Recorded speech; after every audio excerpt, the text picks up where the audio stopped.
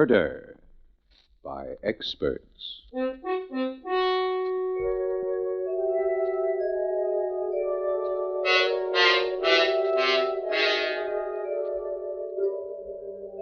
The Mutual Broadcasting System presents Murder by Experts, with your host and narrator, Mr. John Dixon Carr, world-famous mystery novelist and author of the recently published bestseller, The Life of Sir Arthur Conan Doyle. Good evening. This is John Dixon Carr. Each week at this time, Murder by Experts brings you a story of crime and mystery which has been chosen for your approval by one of the world's leading detective writers. Tonight, our guest expert is the noted mystery novelist William Irish. From the many thrillers he has read and enjoyed, Mr. Irish has selected a most unusual story of mounting terror by Sidney Morris. And now we present Gertrude Wharton and Bernard Grant in The Dark Island.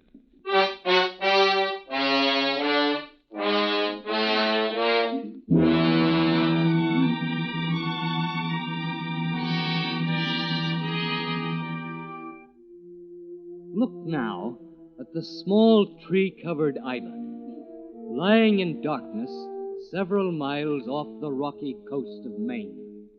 Now and then the moon breaks through the clouds, revealing for a few brief moments the figure of a girl, pacing back and forth on the boat landing by the water's edge. She watches anxiously as a small launch approaches the island.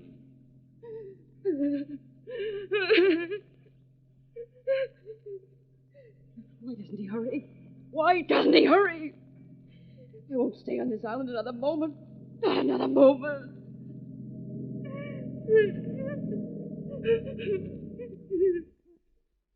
You all right, ma'am? I saw your emergency flare from the mainland. I came right away. Oh, thank heavens you're here, Sheriff. I couldn't have stood it another minute. I was going out of my mind. Why are you crying? What's wrong? What's the trouble, ma'am? Take me to the mainland. Take me to the mainland. Sure, ma'am, sure. But don't you think Please, first you better take me away from here. Take me away. Here, let me help you in. All right, sit over here, ma'am. Before I shove off, is anything you want from the lodge? No, just get me away from here. Get me away. Just as you say, ma'am.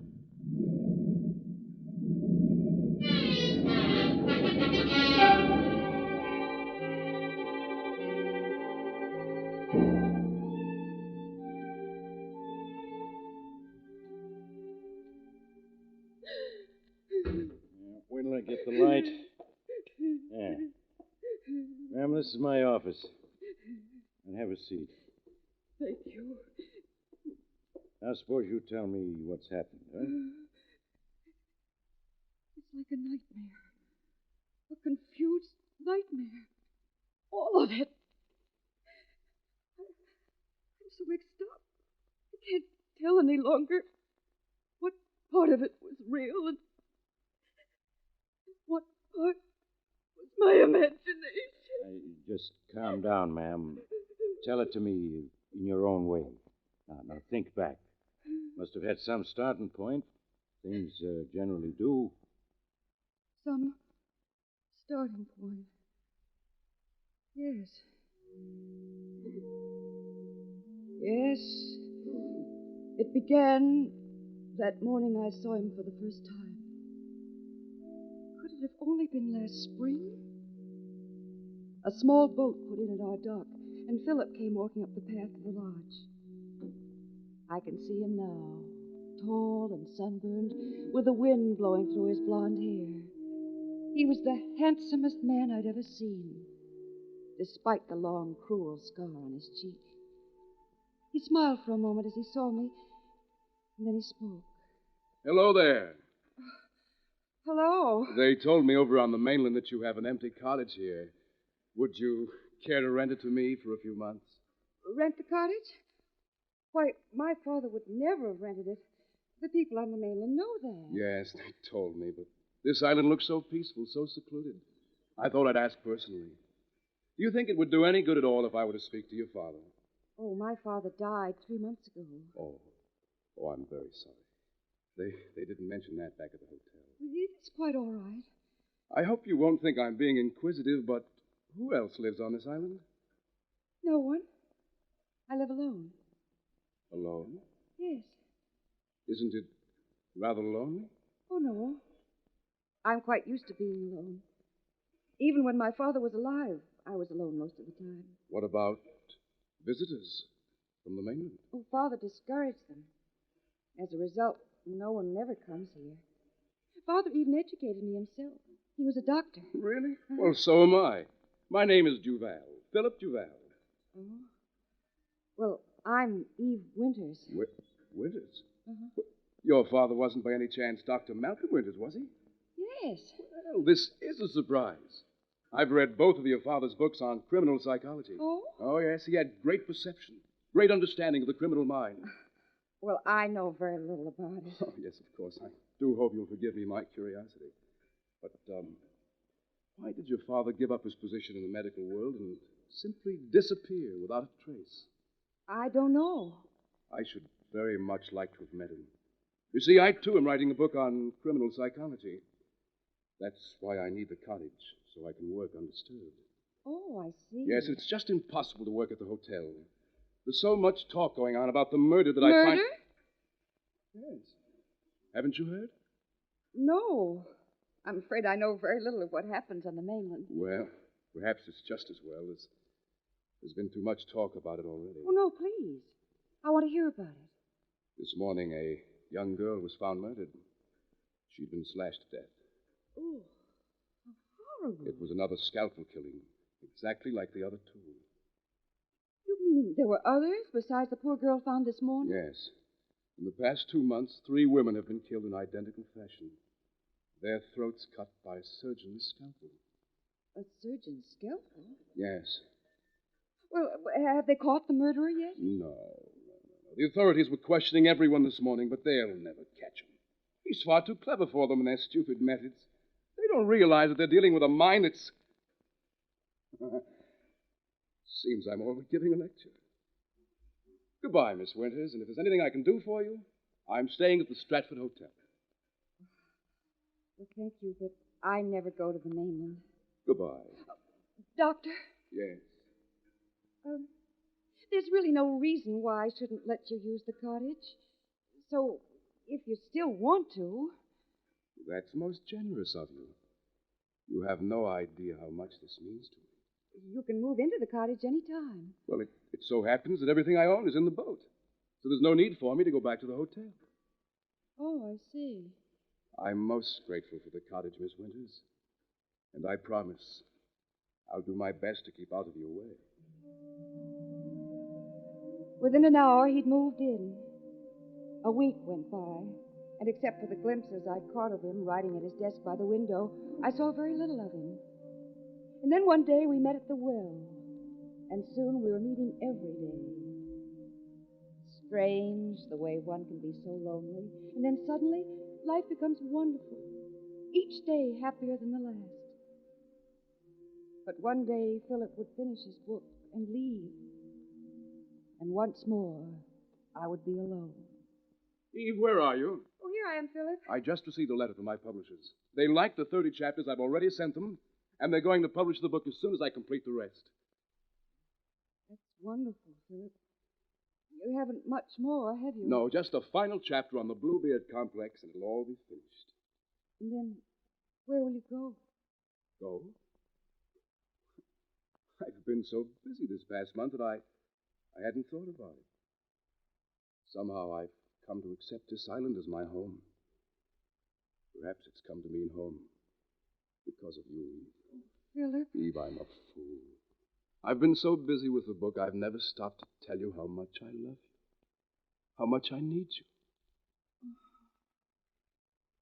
If you only knew how much I wanted to hear you say that. Eve, darling, will you marry me? Will you marry me? Oh, I was happier than I thought anyone could be. A few days later, we went to the mainland and were married. We spent only a few hours on the mainland, for after 15 years of living on the island, The townspeople, the noise and constant movement were more than I could stand. Philip and I returned to the island that same day.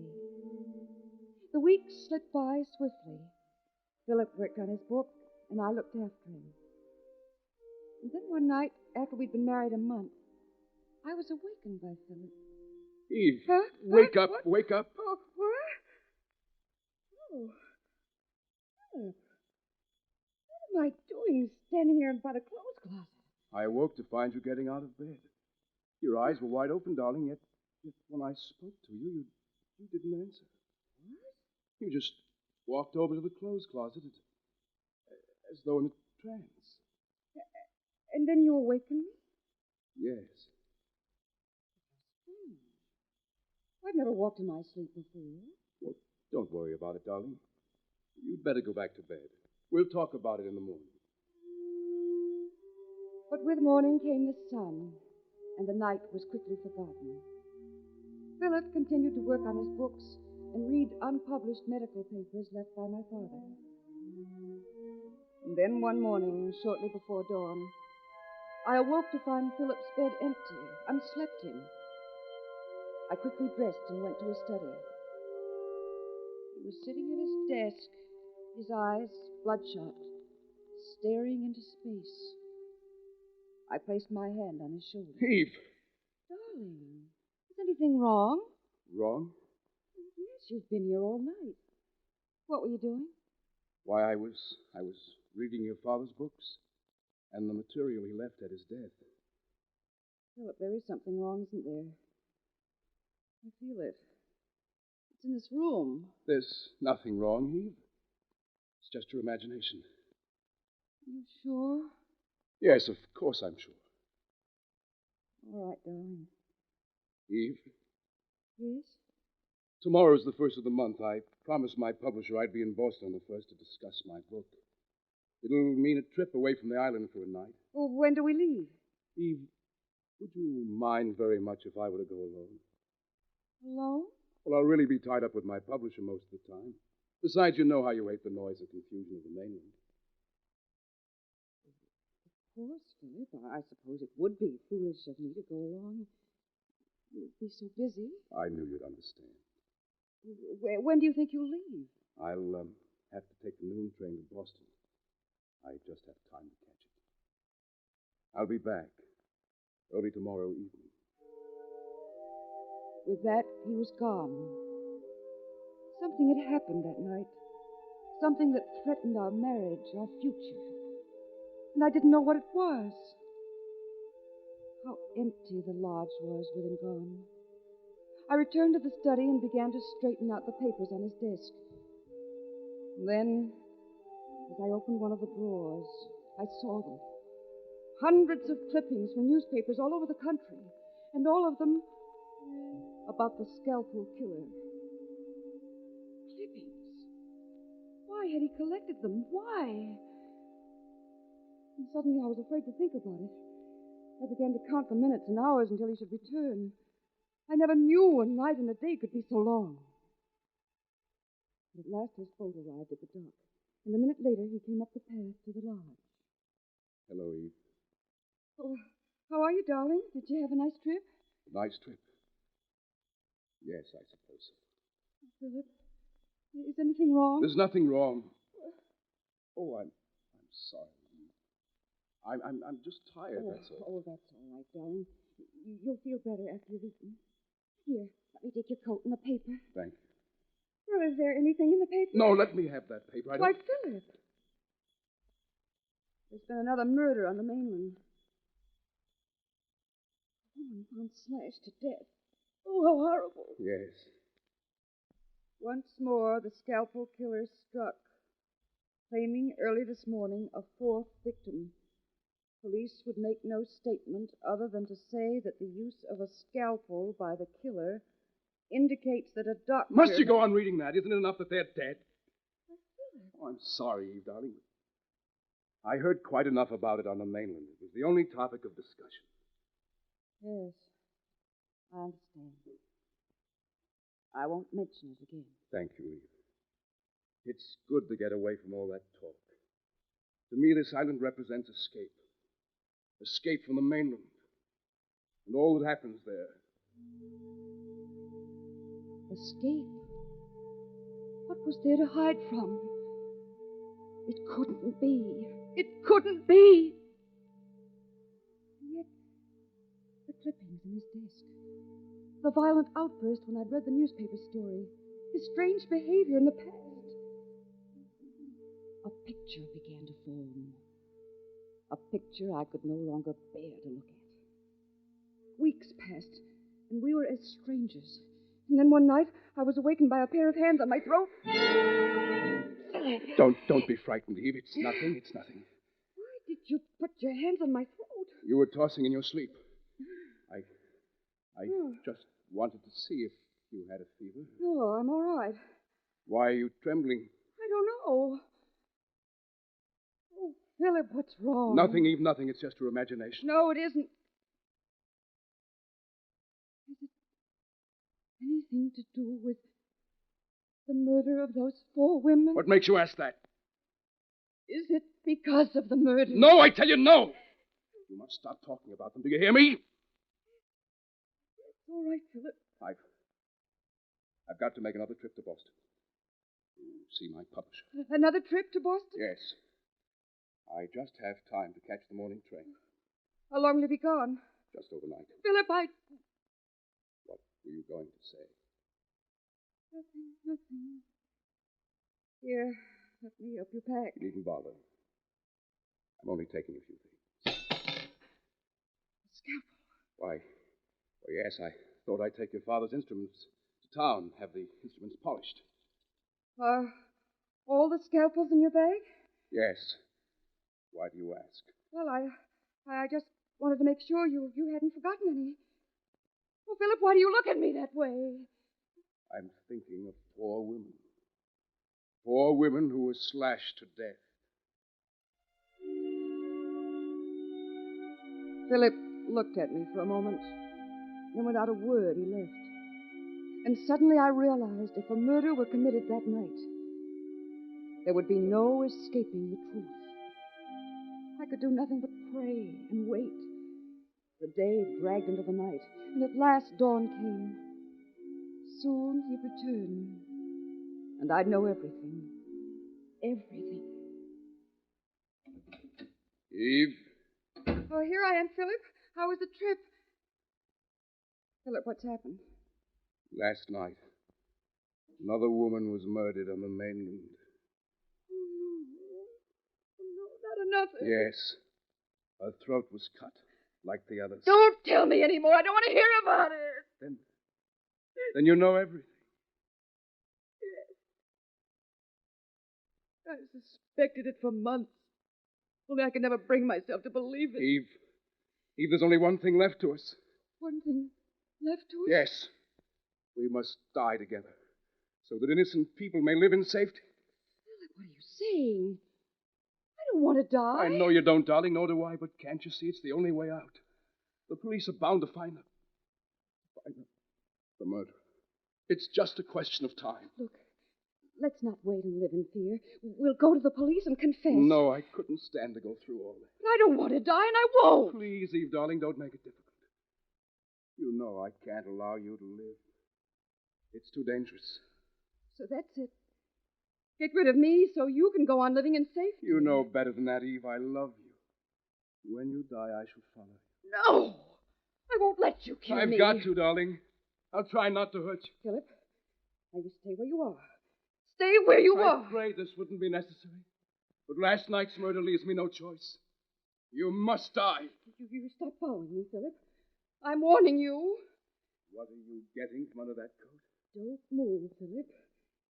If you come any closer, I'll shoot.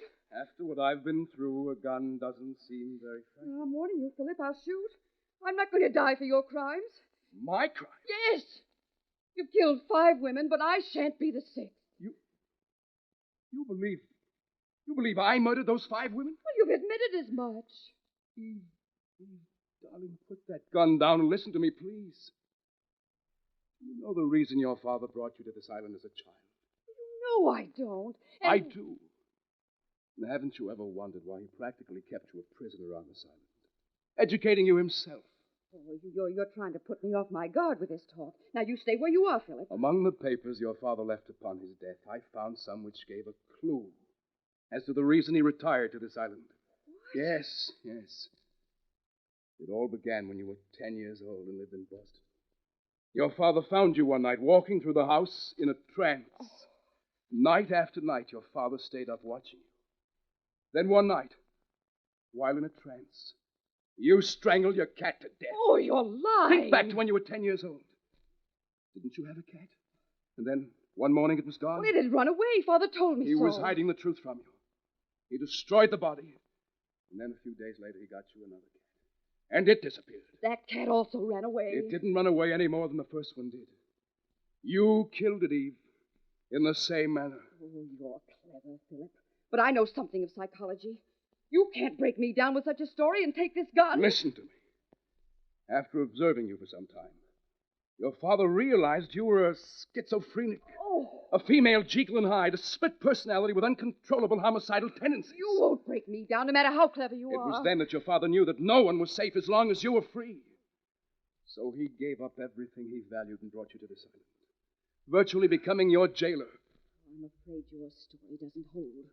I was always free to go where I pleased. Yes, for you weren't dangerous when you were awake.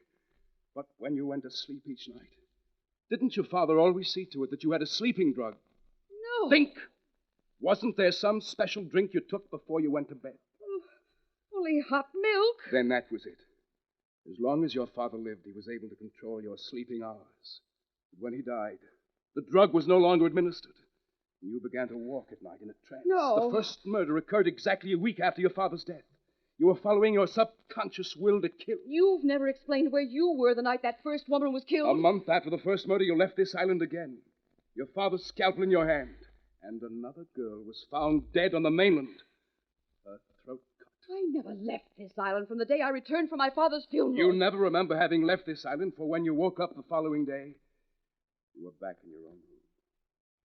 When I came to this island and told you about the murders, you were naturally shocked. Your conscious mind was not aware of what you had done. You tell a convincing story, Philip. But you haven't explained why you came to this island with all your baggage, just a few hours after a murder had been committed. That's very and simple. Explain the hundreds of clippings you have, and why you tried to strangle me 2 nights ago. Strangle? And tell me why you took the scalpels with you yesterday. Oh, no, I know you're the murderer, and I'm going to turn you over to the police. I've sunk both boats. You'll never go to the police. You're mad. You're completely mad. I can't allow you to go on living. Philip, stop coming toward me. I don't want to shoot, but you're forcing me to. I've got to kill you. I've got to. Philip, don't, or I'll shoot. Oh. Philip! Oh, I didn't want to do it, but you made me. It was either your life or mine. Nothing you said was true. Nothing. Trying to break me with that story and then murder me as you did the others. But you failed. And I feel so faint, dizzy.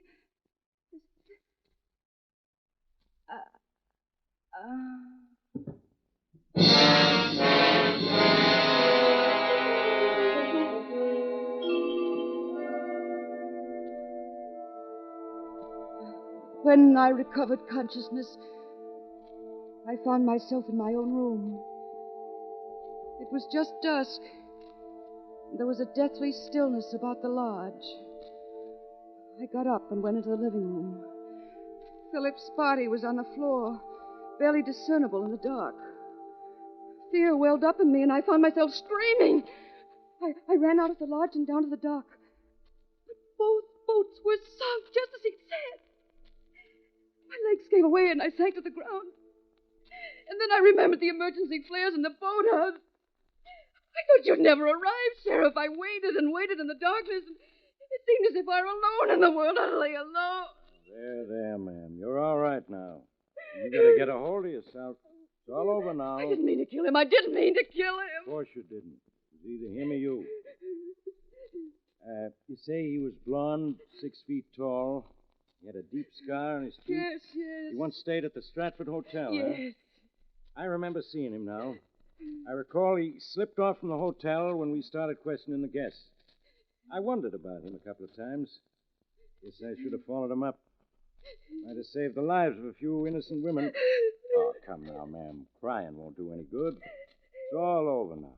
You're safe. Here, lie down on this couch. Stretch out. Get a little rest. That's it. A couple of hours, it'll be dawn. You'll feel better when you see the sun shining. You won't leave me, will you? No. I'll stay here with you. While you're getting a little sleep, I'll write out a report of what happened. I couldn't bear to be alone. No, you won't be. Close your eyes. Try to get some sleep. That's it. That's it. Poor girl. Well, it's all over now. She can sleep in peace.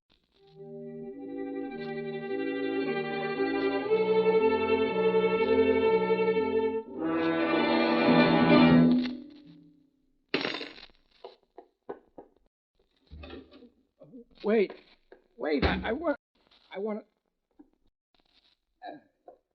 Number,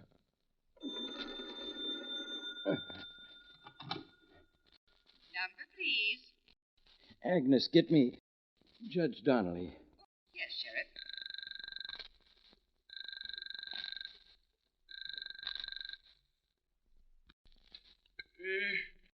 Hello? Judge, Sheriff Mitchell calling.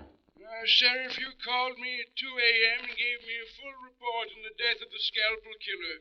Now, why you called me again at 4 a.m.? Judge. Sounds to me like you've been drinking. Now, I reckon the celebration's in order, but why bother me? Will you please let me get back to sleep before I lose... Listen, I haven't much time, Judge. What's that? The scalpel killer wasn't Philip Duval. What are you saying, Sheriff? He was right. Right about what? The girl, Eve. The girl? Notify to be on lookout. Brunette, 5'4", gray eyes. You've had one too many, Sheriff. First you phone and tell me it was Duval.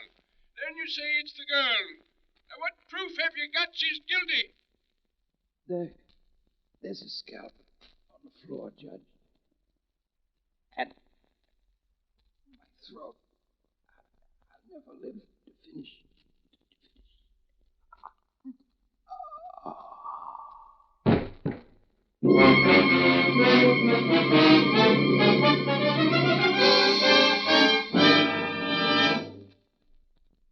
And so the curtain falls on The Dark Island, which was chosen by guest expert William Irish, whose latest thriller is The Blue Ribbon. Next week at this time, Murder by Experts brings you a story of a jealous wife and a husband bent on murder, with a most unusual ending, selected for your approval by Elysier Lipsky. Until then, this is your host, John Dixon Carr, hoping you'll be with us next week at this time. The Dark Island was written by Sidney Morris, adapted for radio by Robert A. Arthur and David Cogan. In the cast were Gertrude Warner, Bernard Grant, and Maurice Tarplin. Music is under the direction of Emerson Buckley, composed by Richard DuPage. Murder by Experts is produced and directed by Robert A. Arthur and David Cogan. This is Phil Tonkin speaking.